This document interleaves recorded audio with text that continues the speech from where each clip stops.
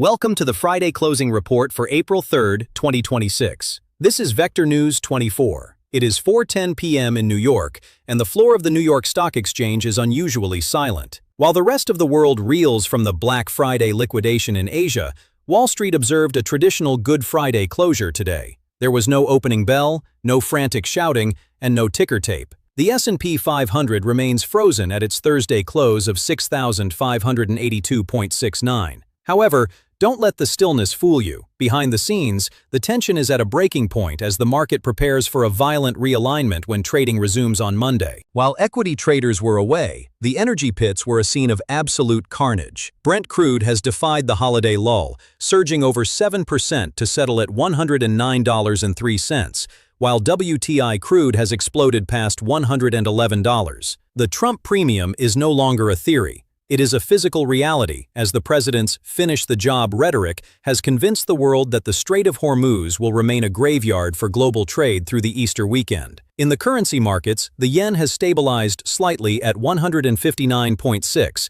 but the shadow of an emergency Bank of Japan rate hike looms over every desk in Tokyo.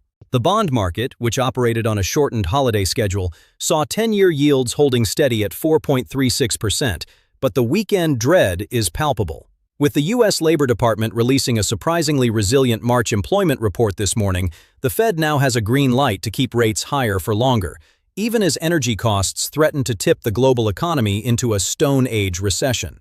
Traders are heading into the Easter break with one eye on the news cycle and the other on the exit.